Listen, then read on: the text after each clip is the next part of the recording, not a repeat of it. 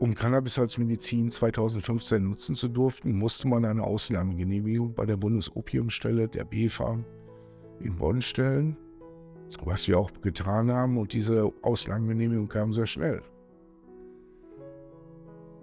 Ich durfte mit dieser Ausnahmegenehmigung in einer Apotheke diese Medizin dann beziehen, musste sie aber auch von Anfang an selbst bezahlen. Von daher bin ich zwangsweise in die Presse gezogen und habe gesagt, wenn das meine Medizin ist, die ärztlich verordnet wird, dann bitte ich doch auch darum, dass die Krankenkasse die Kosten übernimmt. Was 2015 aber noch nicht der Fall war, weil es nicht im Leistungskatalog der Krankenkassen stand. So musste ich mich 2 Jahre lang über Wasser halten, um am Leben zu bleiben. Alles, was erspart wurde, was die Familie an Geld halt zur Verfügung hatte, wurde in Cannabis als Medizin gesteckt, um mich am Leben zu halten. Dafür bin ich heute immer noch dankbar, keine Frage. Und ich hoffe, dass ich das wiedergeben kann und zurückgeben kann an diese vielen Menschen, die mich über die Jahre unterstützt haben.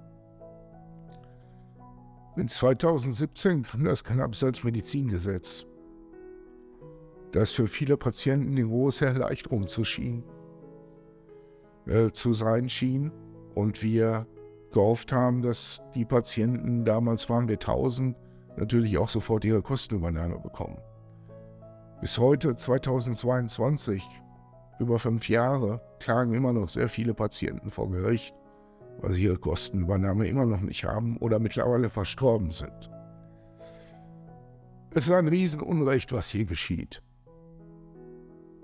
Und da hilft auch nicht die Legalisierung, weil auch dort müssten diese Leute bezahlen. Wir brauchen einfach einen besseren Zugang für den medizinischen Nutzen dieser Pflanze, dass Ärzte bereit sind, sie auch Patienten anzuschauen. Mit 2017 bekam ich meine Kostenübernahme für Cannabis als Medizin direkt von der Krankenkasse, allerdings befristet. Und seitdem bin ich immer wieder im Rechtsstreit. Normalerweise müsste ich die Rente beantragt haben und wäre nicht mehr arbeitsfähig.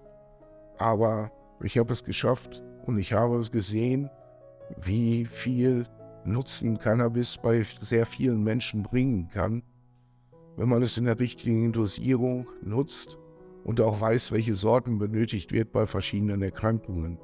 Auch hier fehlt es an den Studienlagen, aber wir haben sehr viel Wissen durch Patienten, was einfach nicht Gehör gefunden hat bei den richtigen Institutionen. Mittlerweile kann ich sagen, dass ich nicht nur Menschen ehrenamtlich aufkläre über den Nutzen von Cannabis als Medizin, sondern auch berate dahingehend, welchen Arzt sie eventuell finden können, und habe mein Sachverständnis um einiges erweitert, sodass ich mittlerweile einen Arzneimittelgroßhandel in Deutschland führe, der spezialisiert ist auf Cannabis als Medizin und dafür sorge, dass vernünftige Produkte, die Patienten auch helfen und stabil sind, langfristig verfügbar sind. Weil das ist für viele Patienten immer noch ein Problem gegenüber anderen Medikamenten, wo es auch bekannt ist, dass sie mal zwangsweise nicht lieferbar sind. Aber dort gibt es alternative Präparate. Bei Cannabisblüten ist es, dass jede Cannabisblüte wie ein eigenes Medikament anzusehen ist und nicht einfach über den Wirkstoffgehalt ausgetauscht werden kann.